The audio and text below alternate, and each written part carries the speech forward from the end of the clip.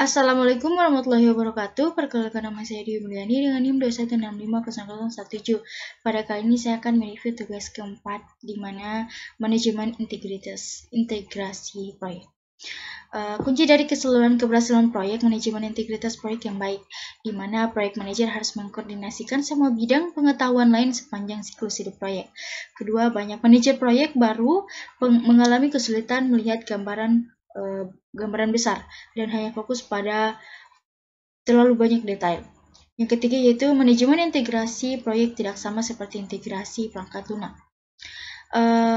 Proses manajemen integrasi proyek mengembangkan project charter, di mana bersama dengan para stakeholder untuk menciptakan dokumen yang secara formal memberikan wewenang kepada project charternya.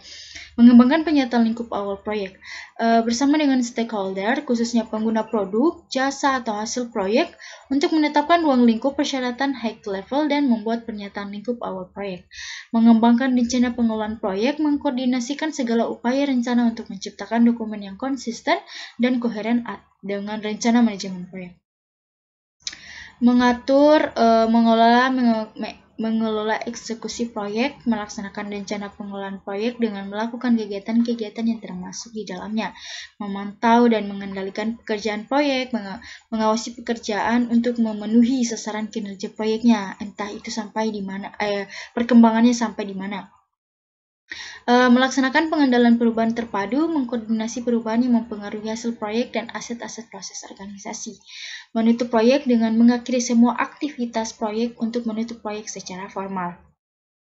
Project Integration Management Summary, contoh seperti gambar di samping. Proyek charter, setelah menentukan proyek apa yang dikerjakan, maka proyek tersebut perlu diketahui oleh seluruh organisasi. Proyek charter merupakan dokumen yang secara formal menyebut keberadaan proyek, menyediakan arahan pada sasaran, dan pengelolaan proyeknya. Nah, ini berisi elemen-elemen unik berlaku pada proyek tersebut. Nama proyek resmi, manajer proyek, tujuannya proyek itu dilakukan, penjelasan asal-usul proyek itu bagaimana, sponsor proyeknya dari mana saja, hasil akhir deliverable dari fase-fase proyek, strategi global dalam pelaksanaan proyek, perhitungan waktu kasar dan biaya kasar, sarana dan prasarana dan sumber daya, serta staf dan vendornya. Nama proyek misalnya seperti sistem promosi rumah sakit. Nah, manajernya Espasari Mkom. Tujuannya itu untuk mengkomputerisasi aktivitas rumah sakit. Asal-usulnya hasil konsorium Kementerian dan Pemda. Nah, sponsornya ini perusahaan obat cacing Verdika Pharma. Hasil akhirnya fungsi pendaftaran, rawat inap, dan rawat jalan. Strateginya yaitu untuk melengkapi kebutuhan pengobatan rakyat. Lama pembuatannya 4 bulan dari 29 Maret sampai 30 Juli pada tahun 2012. Nah, biayanya itu seperti 198.257.250 rupiah. Nah, sumber daya peralatan LAN 15 unit komputer 12 orang. Nah, staf vendornya itu yaitu pada PT Sendi Pratama. Kegunaan proyek charter mendefinisikan proyek secara jelas, mengenali atribut-atribut pada proyek, mengidentifikasi otoritas proyek, serta peran kerja orang-orang utama yang terlibat sebagai fondasi yang menopang jalannya proyek tersebut. Nah, untuk manajemen integrasi proyek itu dia terbagi menjadi 6, develop project charter, develop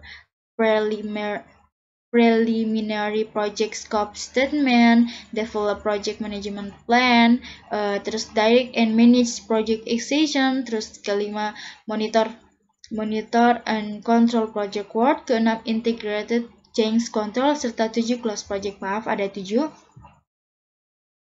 Nah, pernyataan lingkup awal merupakan dokumen yang digunakan untuk mengembangkan dan mengonfirmasi pemahaman umum dari lingkup proyek. Nah, ini merupakan alat bantu penting untuk menjaga scope creep, kecenderungan lingkup proyek terus menjadi besar. Rencana manajemen proyek merupakan dokumen yang digunakan untuk mengkoordinasi semua dokumen perencanaan proyek dan membantu memandu eksekusi dan pengendalian proyek. Atribut rencana proyeknya, proyek unik, rencana proyek juga. Rencana haruslah dinamis, fleksibel, diperbaharui ketika perubahan terjadi.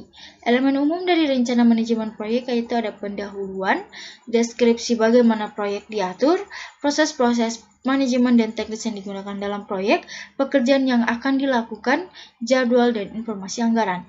Eksekusi proyek, merupakan mencakup pengelolaan dan pelaksanaan pekerjaan yang dijelaskan dalam rencana manajemen proyek. Sebagian besar waktu dan biaya biasa dihabiskan pada tahap eksekusi. Alat bantu dan teknik eksekusi proyek. Metodologi manajemen proyek, banyak manajer proyek berpengalaman percaya bahwa cara paling efektif untuk meningkatkan manajemen proyek adalah dengan mengikuti metodologi yang tidak hanya menggambarkan apa yang dilakukan dalam menpro, tapi bagaimana melakukannya. Sistem informasi manajemen proyek, dia ratusan produk perangkat lunak menpro tersedia di pasaran dan banyak organisasi yang menggunakan sistem manajemen proyek perusahaan yang tangguh yang bisa diakses dari internet.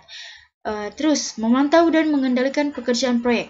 Perubahan tak terhindarkan pada sebagian besar proyek sehingga perlu dikembangkan dan diikuti proses untuk memantau dan mengendalikan perubahan.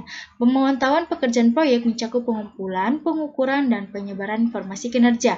Dua keluaran yang penting, di mana tindakan korektif dan preventif yang dianjurkan. Sistem kendali perubahan, proses formal yang terdokumentasi yang menggambarkan kapan dan bagaimana dokumen dan pekerjaan proyek resmi dapat dibuat. Kedua, menggambarkan siapa yang berwenang untuk membuat perubahan dan bagaimana membuatnya. Penutupan proyek. Untuk menutup proyek, Anda harus mengakhiri semua aktivitasnya. Keluaran utamanya prosedur penutupan administratif, prosedur penutupan kontrak produk, layanan atau hasil akhir, pembaruan aset, proses organisasional. Rangkumannya. Manajemen integritas proyek mencakup pengembangan carta proyek, pengembangan pernyataan lingkup awal proyek, pengembangan rencana manajemen proyek, pengaturan dan pengelolaan eksekusi proyek, pemantauan dan pengendalian pekerja proyek, keenam pelaksanaan pengendalian perubahan, dan ketujuh yaitu penutupan proyek. Itulah yang dapat saya sampaikan. Lebih dan kurangnya mohon dimaafkan. Billahi taufiq wal hidayah. Wassalamualaikum warahmatullahi wabarakatuh.